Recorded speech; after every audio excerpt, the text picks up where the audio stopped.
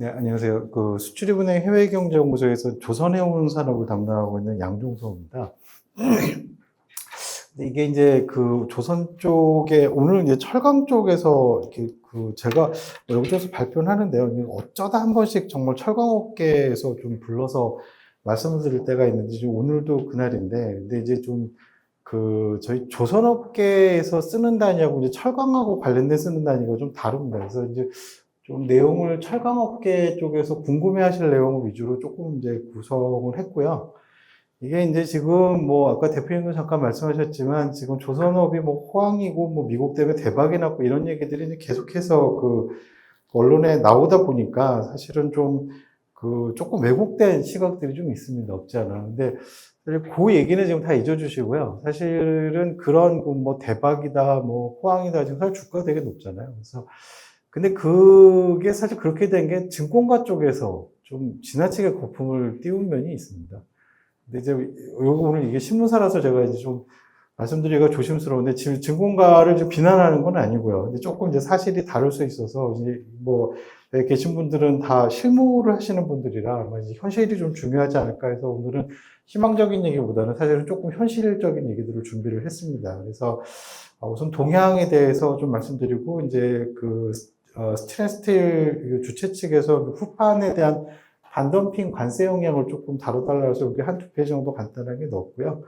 그래서 이제 주로 지금 조선이 어떻게 나가고 있나를 좀 위주로 말씀드리겠습니다. 근데 이제, 이게 지금 보시면은 여기 나오는 거 요걸로 하겠습니다.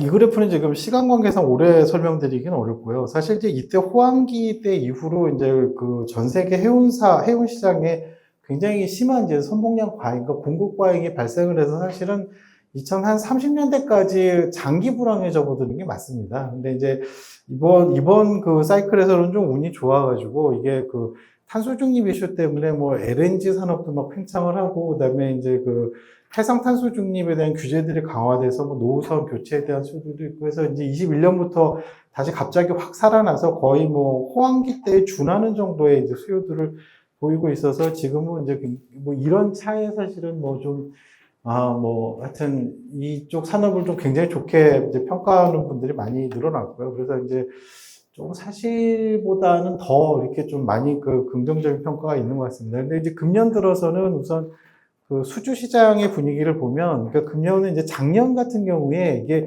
작년에 전 세계 선박 발주량이 사상 세 번째였습니다. 2007년, 2006년 그 다음이 작년이었습니다. 그래서 그 정도로 시장이 좋았는데, 근데 그 새가 사실은 작년 말부터 이렇게 꺾이기 시작을 했고요.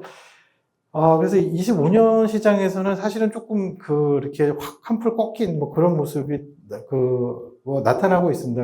그래서 이제 좀 긍정적인 요인을 보자면, 뭐, 세계 탄소 규제가 강화되고 있어서 계속 교체 수요 투자가 있다는 점은 이게 긍정적이고요. 그 다음에 조선업계가 일단 일감을 이미 많이 확보를 하고 있어서, 지금 이 2027년에 이제 새로운 IMO, 그러니까 전 세계 모든 해역에 해당하는 규제가 이제 거의 많이 확정이 됐습니다. 그래서 이제 그게 27년부터 발효가 될 거라고 예상을 하고 있는데, 실제로 이제 돈이 나가는 거예요. 그러니까 낡은 선박들은 돈을 무지하게 벌어야 됩니다, 정말.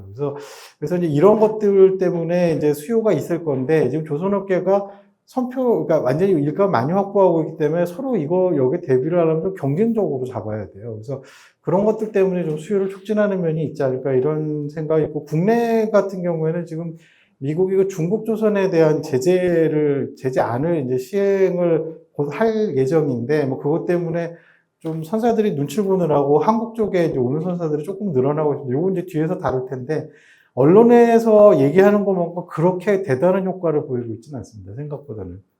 근데 이제 지금 해운 시장에서 이제 선봉량 과잉이 좀 심각해지고 있고요. 그래서 운임이 뚝뚝 떨어지고 있습니다. 문제는.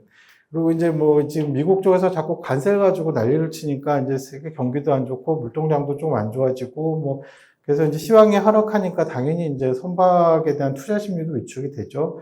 그런데다 사실 말씀드린 대로 이 교체 수요는 있는데 제일 결정적인 문제가 뭐냐면 많은 그런 강도 높은 규제를 충족할 대안을 조선업계가 내놓느냐를 못 내놓고 있습니다, 아직. 연료를 뭘로 해야 되냐, 이 문제도 아직까지는 지금 확실한 게 없습니다. 그러니까 이제 사실은 선주들이 당장 막 투자하기보다는 주로 일단은 중고선 가지고 버틸 때까지 버티다가 뭐가 좀 나오면 투자하자 이런 심리가 좀 강해지고 있습니다. 그래서 사실은 단기적으로 이 시장이 확 회복될 거다라고 장담하기는 조금 어렵습니다. 그래서 그런 면은 좀 있고. 근데 시간이 갈수록 이제 뭔가 대안이 나올 거라고 생각은 하고 있습니다. 그리고 이제 철강업계 입장에서 봤을 땐 사실은 뭐 저희가 이 부분까지 잘 신경을 쓰지는 않습니다만 오늘 철강업계 입장에서 좀 정말 좀 빙의를 해가지고 들여다보자 해서 이제 좀 이렇게 뭐 이렇게 문장들인데요. 사실은 이게 그 탱커 같은 경우에는 그 이중 선체 구조가 이미 규제화되어 있기 때문에 거의 뭐 일반 다른 선종에 비해서 뭐 이렇게 뭐 더블까지는 아니지만 어쨌든 2배까지는 아니지만 2배 가까운 물량의 철판이 수요가 됩니다. 그래서 사실 탱커 수요가 좋을수록 이게 후판 수요가 많아지는데 뭐 작년 재작년 뭐 괜찮았습니다만 사실은 아직도 좀 탱커 선주들이 보수적인 투자 양상을 고집을 하고 있습니다. 그거 이제 뒤에 말씀을 드리겠고요. 그래서 이제 발주량 상황을 좀 보시면 여기 이제 그 점선으로 쳐놓은 이 부분이 이게 이제 전 세계 조선사들이 그냥저냥 일감을 확보하면서 뭐 무리 없이 돌아가는 정도, 뭐 떼돈을 벌지는 못해도 그게 얼마나 될까를 이제 저희가 추정을 해서 이렇게 선을 그어 놓은 건데 연 4천만 CGT 정도 됩니다. 그래서 이 정도면 이제 조선업계가 먹고 사는데요. 지난 4년간 보시면 뭐 굉장히 좋은 그 수요를 보이고 있습니다. 그래서 이제 조선업계가 지금 쌓아놓은 물량들도 많고 그런데 올해는 거기에 미치지 못할 것 같습니다. 올해. 그래서 이제 4월까지 1259만 CC 정도 수주를 했는데, 뭐, 산술적으로 이걸 세배하면은 한 3,600만 가까이는 갈 수 있지만, 분위기가 그렇게 지금 좋지는 않습니다. 그래서 25년 들어서 좀 부진하고요. 선종별로는 지금 컨테이너선 빼고는 완전히 지금 뭐 다 거의 뭐, 작년 같은 기간 대비해서 80% 이상씩 지금 수요가 줄어들었습니다. 그래서 컨테이너선 하나가 지금 시장을 바치고 있고, 지금까지 사실 그 시장을 굉장히 떠받치고 있던 선종이 우리나라 조선소로 봐서는 참 다양한 그 LNG선이었는데, LNG선 수요가 올해부터 이제 조금이 아니라 아주 심각한 정도로 지금 확 그 위축이 되어 있습니다. 그래서 이 부분이 이제 그 우리나라 조선소들로서도 조금 아마 고민이 되는 부분일 거라고 보고 있습니다. 그리고 이제 우리나라 조선소들이 아까 이제 말씀드린 대로 왜 다 좋다고 하는데 뭐 너만 안 좋다고 그러냐 이제 이런 질문을 많이 받는데 그 지금 이제 제일 큰 이유 중에 하나는 이겁니다. 지금 점유율이 우리가 이제 그 중국이 대량으로 조선 설비를 투자를 하고 나서 그리고 이제 세계 1위로 걔네가 2006년에 이미 올라왔거든요. 수주에서는. 그리고 계속해서 이제 1위 자리를 고수하고 그 이후에도 그래도 우리나라가 30% 정도 유지를 했습니다. 그 일본이 좀 많이 떨어졌고요. 그런데 이게 작년에, 재작년이죠. 23년에 20%로 내려왔고요. 그 다음에 작년에는 16%도 안 내려 15%까지 이게 내려온 겁니다. 그래서 이게 일시적인 현상이냐? 일시적인 현상이 아니라고 보고 있습니다. 지금 근본적으로 경쟁력이 중국에 비해서 굉장히 뒤처지고 있다라는 우려가 지금 많이 나오고 있고요. 그래서 그 중국은 어쨌든 얘네들이 이제 국가적으로 전략적으로 굉장히 조선업에 돈을 많이 부었죠. 그러니까 미국하고 어떤 해상 경쟁 같은 것들도 좀 있고 이래서 뭐 어쨌든 뭐 전략 산업의 일환으로 보고 있고 그래서 뭐 엄청나게 돈을 부었고요. 반면에 한국은 구조조정 이후에 숙련 인력들을 너무 많이 잃어버렸습니다. 그래서 지금 품질이 옛날 같지 않단 말이 많이 나옵니다. 그래서 지금 대중국 경쟁력이 근데 가격 차이는 계속 유지가 되고 있거든요. 중국산 대비 한국산이. 그러니까 이제 선조들 입장에서는 가격은 비싼데 얘네가 품질은 떨어지고 중국은 많이 올라왔는데 그럼 우리가 왜 한국을 가야 되나? 이제 이런 지금 현상이 보이는 거죠. 그래서 지금 점유율이 확 떨어졌는데 올해 들어서 이제 아까 잠깐 말씀드린 그 USTR에 미국의 중국 조선업 제재 뭐 이런 것들 때문에 조금 올라왔습니다. 한 22% 올라왔는데 이게 우리나라 경쟁력이 근본적으로 올라와서 확 회복된 게 아닙니다. 그래서 이제 우리나라 조선 수주 추이를 보시면 이게 이제 여기에 보여드리는 그 분홍색 박스가 사실 매년 요 박스 안에만 들어오면 우리나라 조선 아주 괜찮습니다. 아주는 아니지만 그게 괜찮습니다. 이게 살짝 여기 계속 선을 거치는 정도만 꾸준히 받아도 그냥 저는 괜찮습니다. 그런데 지금 21년, 22년에는 이제 굉장히 좋았죠. 그래서 이때 이제 결정적으로 물량을 엄청 쌓아놨는데 23년에는 지금 이것도 터치를 못했습니다. 보시다시피 이제 이렇게 점유율이 떨어지면서 그랬고요. 작년에 뭐 말씀드렸지만 사상 3번째 발주가 있었는데 점유율이 떨어지면서 요선을 살짝 거치는 정도. 그죠? 한 1100만 CGT 살짝 넘는 정도. 요 정도 지금 선에 와 있는 거죠. 그래서 이게 지금 상당히 지금 저희가 이게 좀 조선업에 대해서 우려를 하는 부분이라고 보시면 되고요. 그 다음에 이제 철강업계에서는 사실 조선업 수주보다도 지금 얼마나 건조를 하고 있는가, 또 얼마를 건조할 예정일까, 이제 이게 더 궁금하실 텐데요. 이게 이제 저희가 이제 조선업을 그 보고서를 쓰고 자료를 내면서 저희는 사실 이 CGT라는 단위를 씁니다. 근데 여기서 이제 조금 설명을 드려야 되는데, GT라는 단위가 이 톤수인데 우리가 아는 무게톤이 아닙니다. 여기 선박에서 쓰는 GT라는 건 이 그로스톤이라고 그래가지고 선박의 갑판하고 그러니까 이 껍데기가 싸고 있는 그 안에 그 용적을 의미합니다. 최적이죠, 최적. 그러니까 큐빅메타 내지 1GT는 사실은 100큐빅피트입니다. 이 선박에서는. 그래서 이 용적을 의미하는데, 그래서 이제 그럼 CGT는 뭐냐면요, 이거를 공수 개념에 들어간 보정 개수를 곱해서 바꾼 겁니다. 전환한 거예요. 그러니까 왜 공수 개념이 들어가냐면 만들기 어려운 선박들에 대해서는 곱하는 보정 개수를 굉장히 세게 주는 거예요. 그러니까 같은 10만 톤짜리 선박이라고 하더라도 벌크선 10만 톤하고 되게 만들기 어려운 LNG선 10만 톤은 이게 일감이 다르거든요. 그래서 그 일감을 얼마를 확보했나 하는 그 개념을 보여주기 위해서 CGT라는 단위를 쓰고, 저희도 우리나라 조선소가 얼마만큼의 일감을 확보하고 얼마만큼을 생산하는가를 보기 위해서 항상 CGT를 씁니다. 그런데 이제 철강업계 입장에서는 CGT보다는 GT가 더 가까울 거고요. 그리고 GT보다도 이게 잘 아시겠지만 사실은 용적에 따라서 이게 이제 철판의 수요가 비례하는 건 아니잖아요. 물리적으로 보면 오히려 이 철판이 쌓고 있는 표면적의 후판 수요가 비례할 거라고 봤습니다. 그래서 최적이 아니고 GT의 3분의 2승이 오히려 더 어떤 비례치에 가까울 거다 해서 3분의 2승까지 구해봤는데, 2020년부터 연평균 건조량 증가율을 보면 연평균 CGT는 8.1%좀 나옵니다. 근데 GT는 그거에 못 미치고요. 그 다음에 실제 이제 물리적으로 제일 가까운 GT의 3분의 2승은 3.4% 정도 연평균 증가율을 보이고 있습니다. 근데 사실 이것도 지금 중국이 설비를 늘리고 갑자기 팍팍팍 이렇게 생산량을 늘리면서 그런 거고, 우리나라는 이보다 지금 증가율이 좀 작습니다. 훨씬 작고, 여기 이제 그래프에 보시면 이게 CGT 그래프고 이게 GT 그래프인데, 그냥 이게 몇 CGT가 몇 GT냐 이런 공식은 없거든요. 그래서 그냥 이걸 그래프를 이렇게 좀 이렇게 스케일에 맞춰서 이제 한 장에 그려본 건데요. 사실은 저도 이걸 그리면서 작년에 철강협회에서 불러서 이제 발표한 세미나 때문에 이 그래프를 처음 그려봤는데, 저도 이 그래프를 그리고 살짝 놀란 게 있었습니다. 뭐냐면, 이 그래프가 이렇게 이격되는 구간이 있고요. 이렇게 거의 똑같이 가는 구간인데, 이 차이가 뭐냐면, 이 구간들, 이렇게 거의 붙어 있는 이 구간들에서는 LNG선이 건조되지 않았던 해들입니다. 거의 건조되지 않았던. 그러면 거의 GT하고 CGT가 비슷하게 가는데, LNG선의 숫자가 늘어나면 늘어날수록 이게 이렇게 많이 이격이 되고, 이 GT 그래프가 아래쪽으로 가게 됩니다. 그러니까 무슨 얘기냐면, LNG 만들기는 더럽게 어려운데, 그런데 철판은 그렇게 많이 안 쓴다는 거예요.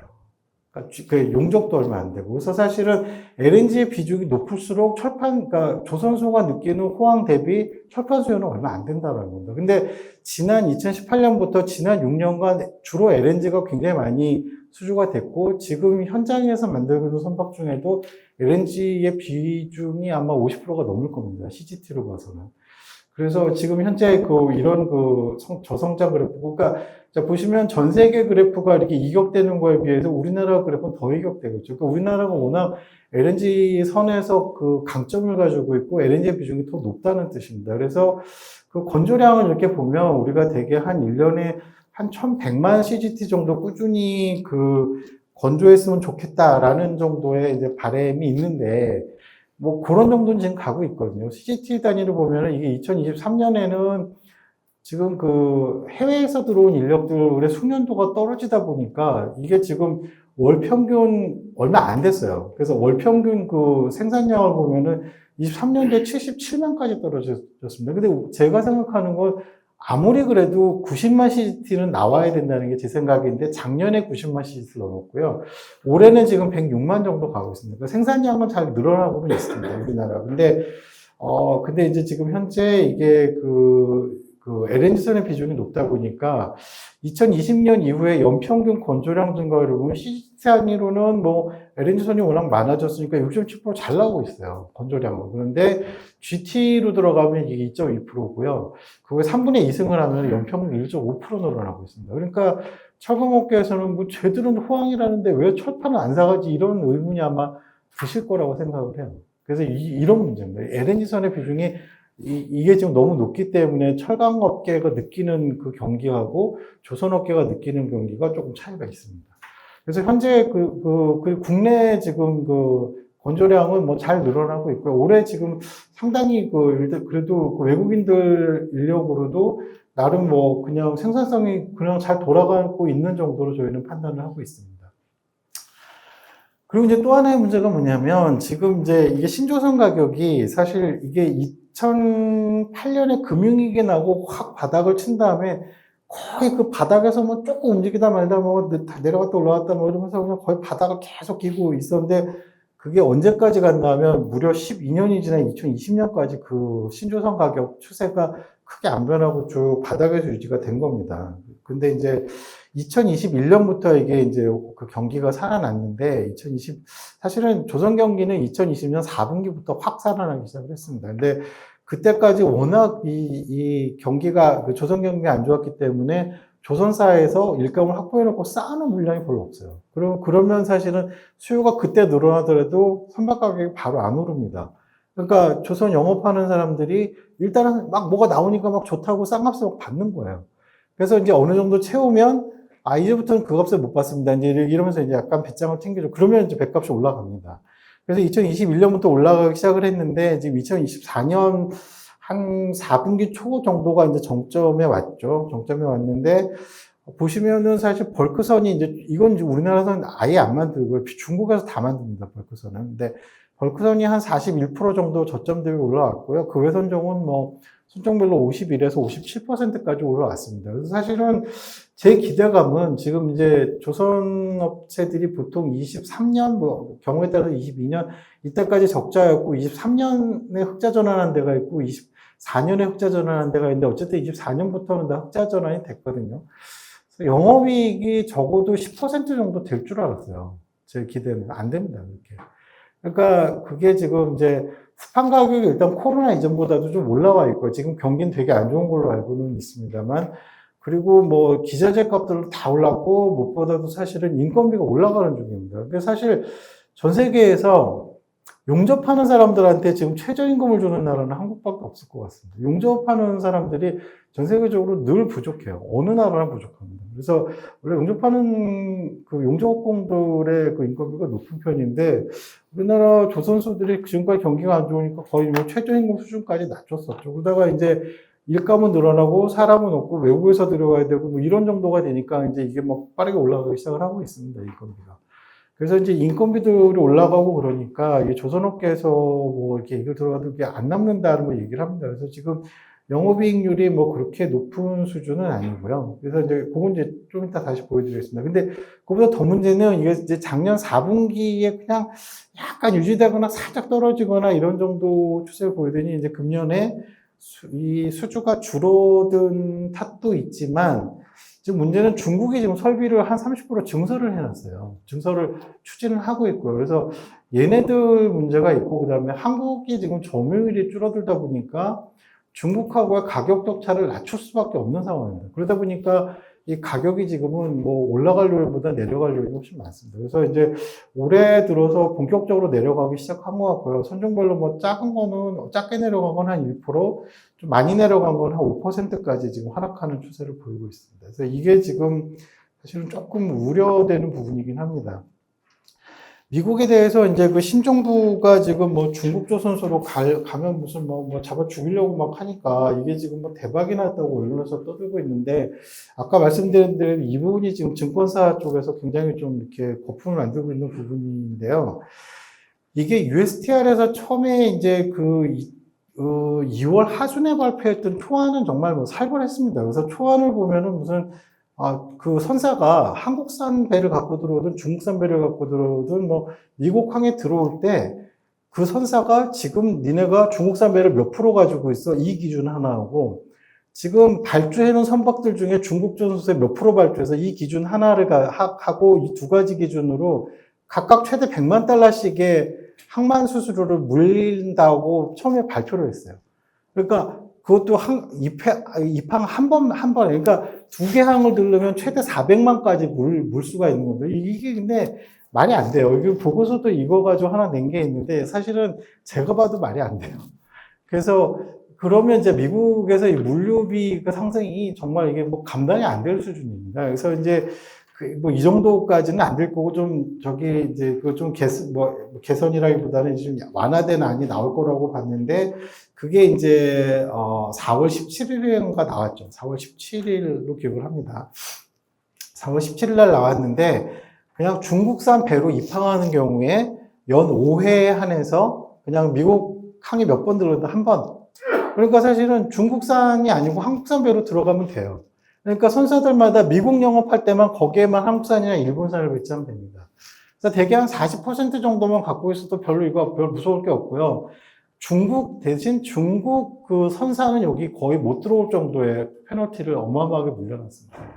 그래서 이게 사실은 그래서 선사들이 어느 정도는 비중국산을 유지를 해야 되니까 한국에 조금은 옵니다. 그런데 그 처음에 초안만큼은 아니에요. 그래서 이게 그 점유율을 보시면, 월별 점유율을 보시면, 이때 이제 2월 하순에 발표된 다음에, 그 다음에 3월에는 진짜로 엄청 왔었어요, 한국에. 그래서 3월달 점유율 확 떴는데, 이게 4월에 발표되고 나서는 다시 점유율이 줄어드는 걸 볼 수가 있어요. 그래서 이게 약간의 뭐 한국 조선사들의 수혜는 있는데, 그렇게 뭐 근본적으로 점유율을 바꿀 정도는 지금 아니라고 보고 있습니다. 그래서 이제, 그 반덤핑 관세의 영향을 잠깐 이제 살펴보고 마무리를 짓겠습니다. 반덤핑 뭐 잘 아시겠지만 뭐 한 27에서 38% 정도 반덤핑 관세가 결정이 되고 이제 부과를 하는 걸로 발표가 됐고요. 근데 보시면 그래서 그 영향이 이제 1분기에 그 중국산 후판 유통 가격은 살짝 오른 걸로 나오더라고요. 많이 올랐습니다. 근데 이게 이 원인에 대해서는 제가 잘은 모릅니다. 국내 조선업에 미치는 영향은요, 대형 조선소는 별 영향이 없다라고 대형사 사람들은 다 그렇게 얘기를 하고 있습니다. 일단은 지금 후판 비중이 한 20% 미만으로 축소가 돼 있고요. 그리고 이제 대부분 조선소가 이제 후판 사용 비중이 뭐 한 20% 미만이고요. 그리고 지금은 인건비하고 뭐 타 자재비 같은 게 기자재비 이런 것들이 많이 올라서 후판 비용이 보통 20%라는 게 이제 저희가 알고 있는 건데 대개 지금은 한 15에서 20%고 사이 정도로 다 떨어졌다고 그럽니다. 그러니까 다른 비용이 올라간 거죠. 그래서 뭐 그런 정도로 뭐 됐지만 또 국내 철강사들 중에 대형사들은 대부분 그 조선소 내에 보세항을 유지를 해요. 그러니까 여기서 후판이 오면 여기서 통관을 안 하고 그 후판을 그냥 철판에 선박에 쓰고 그냥 다시 내보내면 사실 통관 절차가 없기 때문에 관세를 안 무는 거죠. 근데 이제 중형사들은 이제 그거보다는 조금은 영향이 있고요. 기업별로 좀 상황이 다른 걸로 보이는데 중국산 사용 비중이 대형사보다는 조금 높은 걸로 나타나고 있습니다. 근데 이게 지금 각사마다 조사는 어렵고 사실 잘 얘기도 안 해줍니다. 저희가 물어봐도. 그래서 대략 지금 제 추측입니다만 한 2, 3% 정도의 생산 비용 그 상승 가능성이 있지 않겠나 뭐 이런 정도 추정을 하고요. 소형 조선사들은 사실 거의 유통되는 걸 쓰고 있기 때문에 중형사만큼의 어떤 양도 구매를 안 하니까 그래서 이제 유통사에 대한 의존도가 커서 사실 여기는 뭐 조금 한 5% 이런 정도까지 영향이 있을 거라고 보는데 우리나라 소형 조선사들 그 중형하고 소형을 구분하는 기준이 대개 한 10,000톤 미만이냐 그 이상이냐 이런 정도를 보고 있는데 그보다 더 큰 차이는 뭐냐면 소형사들의 그 수요처는 대부분 국내입니다. 대부분 이제 내수요를 하는 데는 소형이고요. 그 다음에 중형사까지는 주로 수출 위주입니다. 그러다 보니까 뭐 소형사들이 뭐 되게 이제 숫자는 많은데 여기가 전체 매출액이 한 5천억 정도밖에 안 보고 있어요. 그래서 이제 중형사 중에 제일 작은 데가 여기 대선인데 대선하고 매출액이 비슷합니다. 대선 한 회사하고. 그래서 이렇게 막 큰 아주 뭐 조선업계 전체로 사실 소형 개별사한테는 굉장히 큰 사안인데 뭐 전체 산업으로 봐서는 뭐 그렇게 뭐 큰 영향은 아니라고는 보고 있습니다. 그래서 이제 좀 마무리를 하겠습니다. 조선업 수요는 일단 2025년, 내년까지는 좀 부진할 거라고 보고는 있습니다. 근데 이제 점차 그 IMO 그 규제가 27년부터 강화되는 게 있어서 뭐 중장기적으로는 긍정적일 거라고는 보고 있는데 조선사들이 어쨌든 빨리 이 해상 탄소 중립을 어떻게 실현해서 그 규제를 어떻게 피할 거냐에 대한 대안이 필요하고요. 그리고 이제 뭐 내년까지 부진하다고 해도 일단 뭐 28년까지 일감 확보에는 문제가 없을 거라고 봅니다. 그래서 정상적인 건조는 있을 거라서 뭐 철강업계가 뭐 이게 뭐 막 그 축소를 걱정하고 해야 될 정도는 아니고요. 근데 그 사이에 이제 조선업 경기가 다시 살아나면은 뭐 큰 문제는 없을 거라고 보이고요. 그리고 이제 이게 희소식일지 뭐 나쁜 소식일지 모르겠는데 어쨌든 금년부터 지금 LNG선 시장 죽었습니다. 죽어서 이제 다른 선종의 비중이 좀 높아질 겁니다. 그래서 다른 선종 시장에서 우리나라 조선사들이 조금 더 분발한다면 철강 수요가 그 증가하는 패턴은 지금보다는 나을 겁니다. 그래서 이제 요런 면이 조금 있고요. 그 다음에 그 탱커 투자가 좀 많이 이루어지는 게 철강업계로서는 유리한데 문제는 뭐냐면 이게 보시면 이제 작년 재작년에는 조금 됐어요. 근데 이게 21년부터 조선업 경기가 살아났는데 21년, 22년에 이 해운 시장이 안 좋았습니다. 그러다 보니까 이게 이때가 불황기인데 불황기만큼도 안 나왔어요, 수요가. 그러니까 지금 만들 게 없는 거죠. 근데 더군다나 지금 그 탱커 시장에서 우리나라가 점유율을 많이 이룬 것도 조금 문제죠. 근데 어쨌든 지금 탱커 시장에서는 이게 워낙 탄소 중립 이슈가 세다 보니까 이게 석유에 대한 수요가 점점 줄어들 거라고 탱커 선주들이 우려를 하고 있습니다. 그러다 보니까 이게 과감하게 선박에 대해서 투자를 못 하는 게 있어요. 그런 게 좀 있고요. 그 다음에 실제로 그 석유 수요라는 게 뭐 중국 같은 나라가 석유라는 게 거의 그 교통 쪽에서의 수요가 절반인데 그것도 그 석유 수요를 막 그 계속 증가를 주도하고 있는 중국이 전기차 보급률이 올라가다 보니까 지금 석유 수요 증가율이 옛날만 못합니다. 그래서 이게 석유 수요 증가가 둔화된 게 조금 장기 추세가 될 수도 있다는 우려들도 있습니다. 그래서 이제 근데 단지 노후선이 워낙 많기 때문에 뭐 그렇게 탱커 시장이 막 확 죽어서 거의 수요가 없다 이런 거는 아닐 거라고 보고는 있습니다만 그래도 이렇게 옛날만큼 기대하기는 어렵지 않나 이제 이런 문제는 좀 있습니다. 그리고 이제 이 철강업계에서 되게 답답해 하시는 건 사실은 저도 1년에 한 번 정도 철강 보고서를 씁니다. 저희 은행에서 사업 계획을 하기 위해서 한 10월 달 정도에 잠깐 철강 시장을 들여다보는데 전문적인 수준은 아니고요. 뭐 포스리나 아니면 뭐 현대차 안에 있는 그 연구소나 아니면 산업연구원까지 이런 걸 종합해서 이렇게 좀 이렇게 그 취합해서 뭐 내는 정도 그런 정도 보고 있습니다. 근데 그래서 철강업계에서 정말 잘 압니다. 그래서 지금 뭐 철강업계하고 조선업계 간에 이 협상하고 서로 이렇게 좀 막 뭐 거의 감정 싸움까지 하시는 것 같은데 그런 부분들도 양쪽 업계가 사실 다 이해가 가요. 둘 다. 그래서 이제 그런 부분이 있는데 이게 참 쉽지 않은 문제라는 걸 말씀드릴 수밖에 없고 현재 24년 대형 3사 영업이익률이 저희가 생각한 것보다 굉장히 낮습니다. 그래서 2에서 5% 수준이고요. 뭐 그러다 보니까 그래도 이제 27년까지는 지금까지 24년까지 계속해서 이 선박의 신조선 가격이 계속 올라왔기 때문에 조금씩은 그 영업이익률이나 이런 재무실적이 개선될 거라고 기대는 하고는 있습니다. 근데 이제 저희가 기대했던 것보다는 좀 미흡한 수준이죠. 그리고 이제 뭐 인건비 상승, 물가 상승 이런 것 때문에 이제 그 재무실적 개선이 좀 뭐 그런 거고요.